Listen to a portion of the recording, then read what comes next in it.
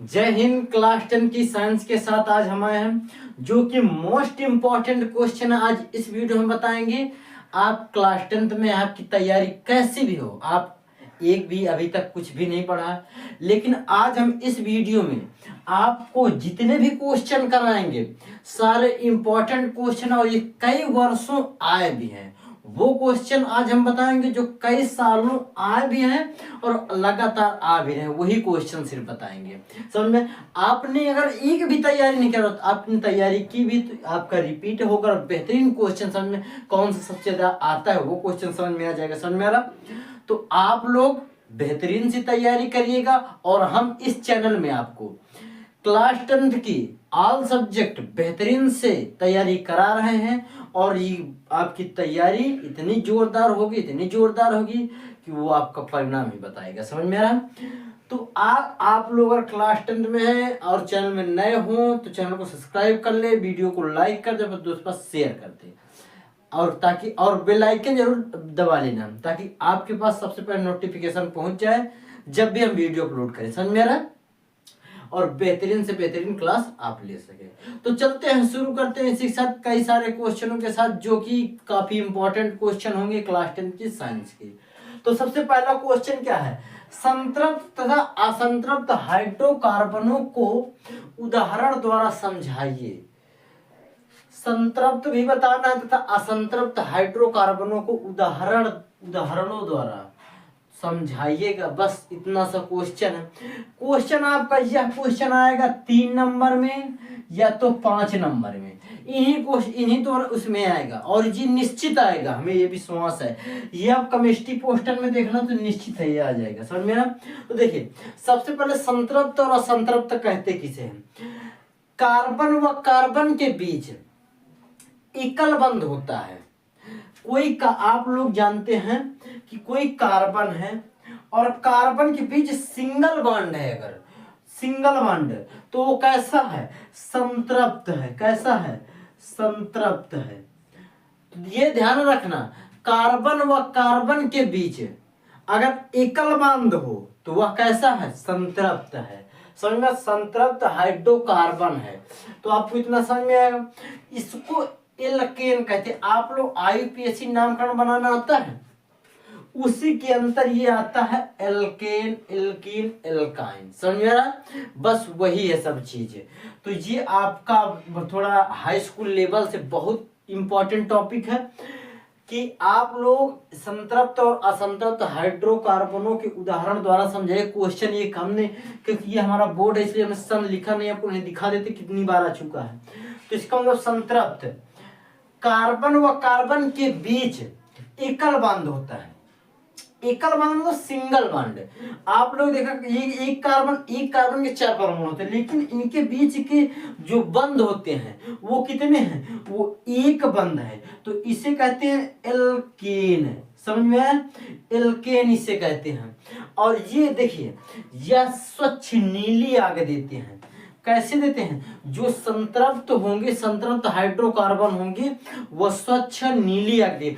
आप अपने घर में रसोई में देखते हैं, जब खाना बनाते हैं गैस को जलाते हैं तो अगर आपके घर में हाइड्रोकार्बन की उपस्थिति, अगर संतृप्त हाइड्रोकार्बन की उपस्थिति है, अच्छी सही साल्ट है, तो वहां नीली आग जले। कैसी? नीली। अगर लाल या उस प्रकार आप देखना, उसमें कुछ आप बर्तन रखते हो उससे पानी टपकता रहता है, जो पानी टपकता है उसमें असंतृप्त हाइड्रोकार्बन की संख्या ज्यादा हो जाती है, जिससे वो आग कैसी जलने लगती है? लाल।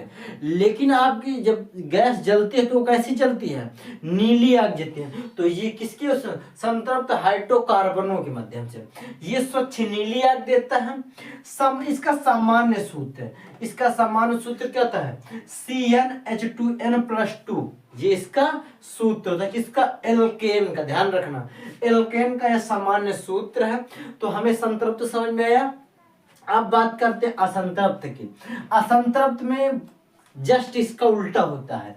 कार्बनों के बीच द्विबंध और त्रिबंध त्रिबंध होते हैं। बंध का मतलब ये बॉन्ड है, क्या है, बॉन्ड जिसे कहते हैं। कार्बन के बीच 2 बॉन्ड 3 बॉन्ड, तो इसको एल्कीन कहते हैं, इसको एल्काइन कहते हैं। जिसमें डबल बॉन्ड हो उसको एल्कीन कहते हैं, इतना ध्यान रखना बाबू। एल्कीन, एल्काइन, एल्कीन में अंतर होता है। एल्केन, एल्कीन, एल्काइन 3 होते हैं। आईयूपीएसी नाम का नहीं बनाना था तो हमने वीडियो बना चुके हैं, उसमें जाकर बाबू देख लीजिएगा, आपको समझ में आ जाएगा कहाँ पर होता है। तो समझ में आया कि कार्बन के बीच जो असंतृप्त हाइड्रोकार्बन होंगे उनके बीच द्विबंध त्रिबंध होंगे, समझ में आ रहा। और ये जलते हुए काले धुएं के साथ पीली आग देते हैं। कैसे, आप जैसे कोई रबड़ वगैरह जलाना तो उसमें देखना कि वो आपको काफी काला धुआं देगा और वह एक लाल ज्वाला दे, लाल उससे आग निकलेगी। लेकिन जो गैस में होती है वो नीली निकलती है, क्योंकि उसमें संतृप्त हाइड्रोकार्बन होता है, इसमें असंतृप्त हाइड्रोकार्बन। तो दोनों में जस्ट अंतर रखना, दोनों में सेम है, आग जलेगी दोनों में, लेकिन अगर जिसमें नीली जल जाए तो वह संतृप्त हाइड्रोकार्बन, जिसमें लाल वो पीली जले तो वह कैसी है, असंतृप्त हाइड्रोकार्बन। जब आप रोड किनारे देखते होंगे, सड़क किनारे, वहां पर दुकान वाले कचरा जलाते हैं, टीप वगैरह जला देते हैं, जिसकी पंचर की दुकान होती है जहां पर, तो वो लोग जब जलाते हैं तो उससे देखा काफी काला धुआं निकलता है और काले धुएं के साथ पीली आग निकलती है। तो वहां से आप समझ जाना कि यह असंतृप्त हाइड्रोकार्बन है, समझ में। और इसके सामान्य सूत्र, ये आपका CnH2n, ये किसका है, एल्कीन का है, और C2H2n-2 ये किसका है, एल्काइन का है।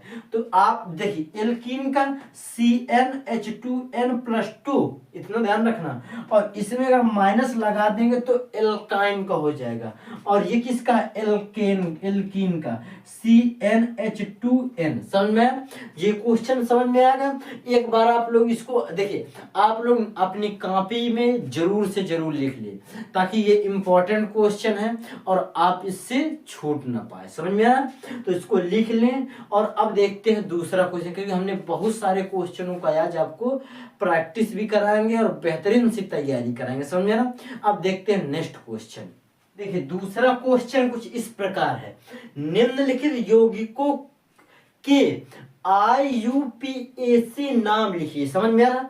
ये आपको सूत्र, आप लोग इनसे परिचित होंगे कि CH3COOH ये कैसा है, इसको आप लोग एस्टिक अम्ल भी कहते हैं, जिससे सिरका खटाई वगैरह आप लोग खाते हैं, अचार वगैरह, वो यही इसी से बनता है, एस्टिक अम्ल से। लेकिन इसका आप IUPAC नाम बनाना कैसे, जैसे 1 2 बॉन्डिंग जरूर याद रखना, ये बॉन्डिंग होती है 1, और इसके बाद अगर 2 बॉन्डिंग हो, 3 बॉन्डिंग हो, तो इस प्रकार भी होता है, समझ में आ रहा। तो इसको एल्केन, एल्कीन, इसको क्या कहते हैं, एल्कीन, इसको एल्काइन, समझ में आ। ये 3 बॉन्डिंग होते हैं। तो इसमें हमें देखना 2 कार्बन है, तो 2 कार्बन के लिए एथ क्या लगाएंगे, एथ, समझ में आ रहा,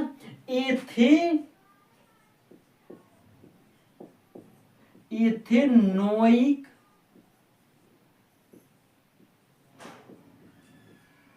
अम्ल, जिसे क्या कहते हैं, इसका शॉर्टकट में एस्टिक अम्ल भी कहते हैं।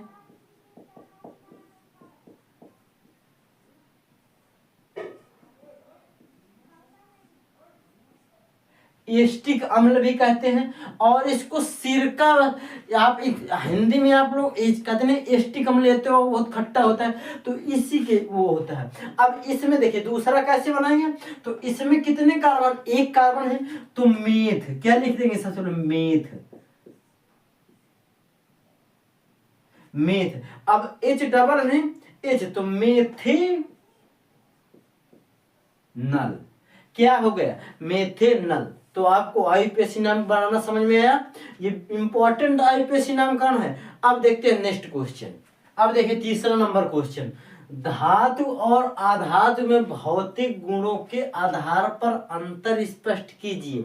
देखिए ये 5 नंबर का क्वेश्चन जब भी एग्जाम में आपके आएगा तब भी 5 नंबर का आएगा, जो पक्का निश्चित आएगा, समझ में आ रहा।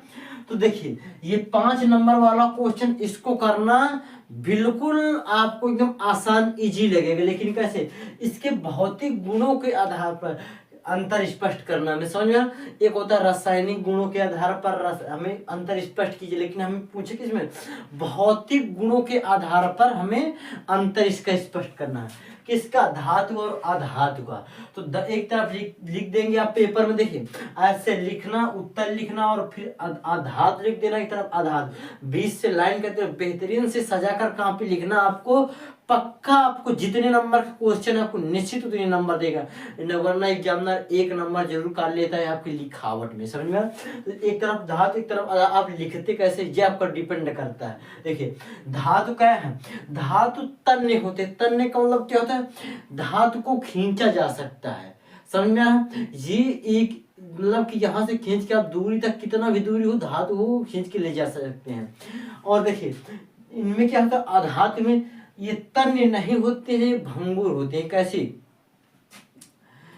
इनमें जो होता है ये तन्य होती, आघात वर्धनीयता 2 होती है, ये भी मालूम धातु, लेकिन ये भंगुर। आप किसी लकड़ी को लेंगे और उसको आप खींचेंगे, इधर उधर मड़ोड़ेंगे तो वो नहीं मड़ोड़ेगा। क्यों, क्योंकि उसमें तन्यता नहीं है, समझ।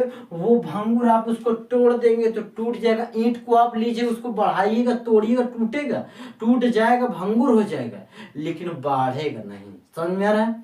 तो आपको धातु इसमें आघात वर्धनीयता होती है। आघात वर्धनी, एक आप यहाँ से खींच के दूरी तक तार ले जाते हैं, जो तार को खींच के, वो एक धातु ही, एल्युमिनियम धातु है, आप जो कॉपर, ये भी धातु है, सारी धातुएं हैं।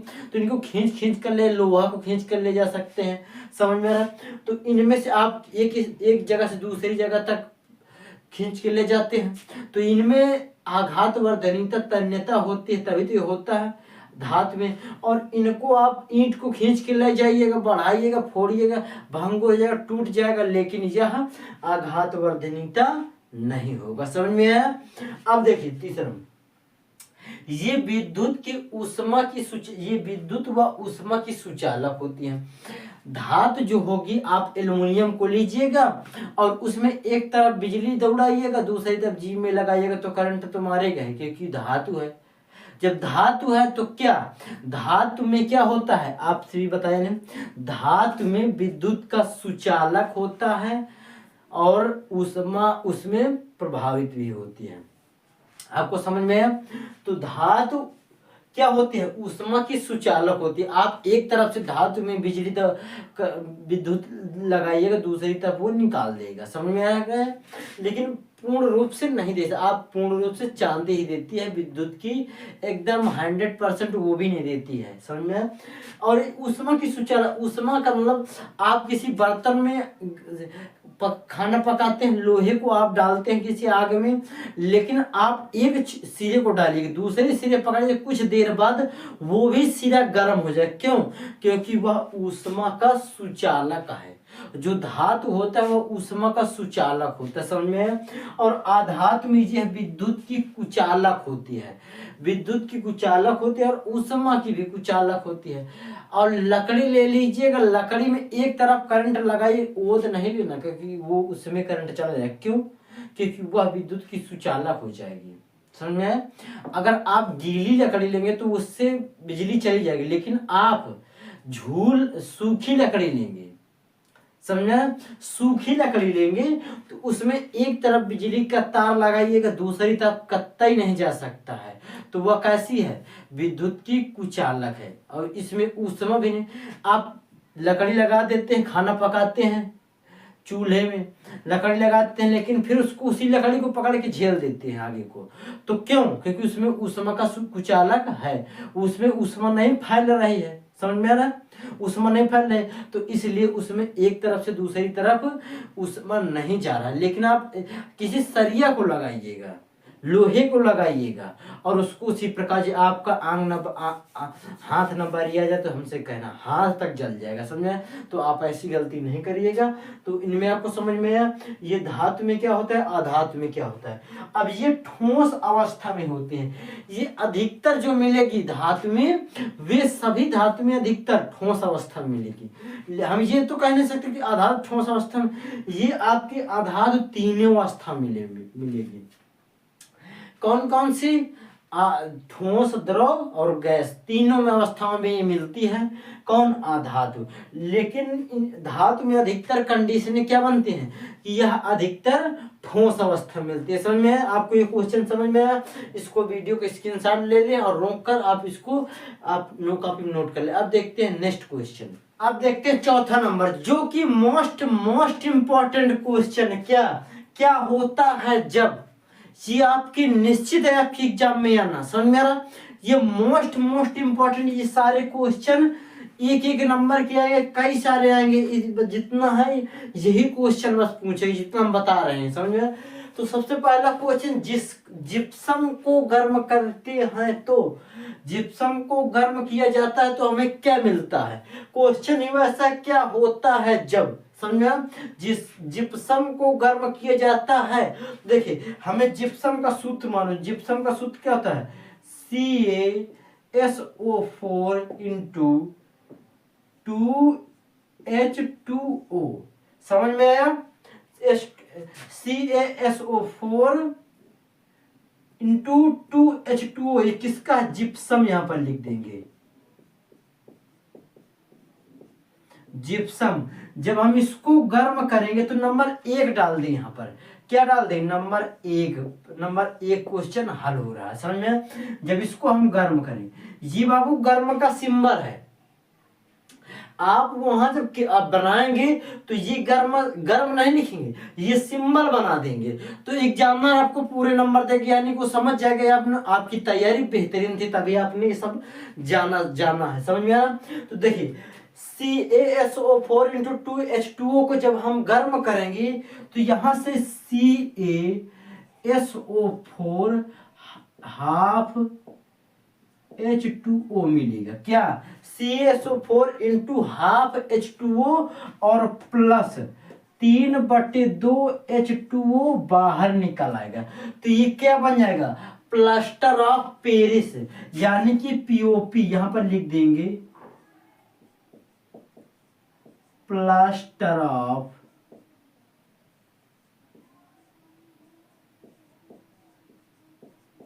पेरिस। ये आपका बन गया प्लास्टर ऑफ पेरिस। जब आप जिप्सम को गर्म करेंगे तो वो क्या बनेगा, प्लास्टर ऑफ पेरिस, और ये 3/2 H2O मतलब पानी बाहर निकाल देगा, समझ में आया। अब देखते हैं question number second. Question number second क्या है, क्लोरीन को शुष्क बुझे चूने के साथ क्रिया कराते हैं तो क्लोरीन को शुष्क बुझे चूने का CaOH2, समझ में आया, CaCH2 और प्लस Cl2, ये आपका शुष्क बुझा चूना, यहां पर लिख देंगे शुष्क बुझा चूना। ये क्या है, यह क्लोरीन है। जब इसको हम क्या करेंगे, साथ क्रिया कराएंगे तो CaOCl2 निकल आएगा एक तरफ और प्लस H2O बाहर निकल आएगा, समझ में आया। CaOCl2 बाहर जाएगा और H2 बाहर निकल आएगा, समझ में आया। तो ये क्या बन जाएगी, ये देखिए Ca यानी कि Ca1 है, C निकल दिया। अब इसके बाद H2 कितना, 2 है, H2 2 है ना, तो H2 ये 2 हो गए, ये 2 हो गए, H2 2 हो गए, O यहाँ पर 2 है तो एक ये 2 हो गए ना। अब Cl2 2 है तो आपकी बैलेंसिंग बराबर हुई, समझ में आया। अब देखते हैं तीसरा नंबर क्वेश्चन भी हल करते हैं। यहाँ देखिए, अगर हिंदी में ही सॉल्व करेंगे क्वेश्चन क्या, अम्ल को क्षार के साथ, जब अम्ल को क्षार के साथ हम क्रिया कराएंगे, देखिए अम्ल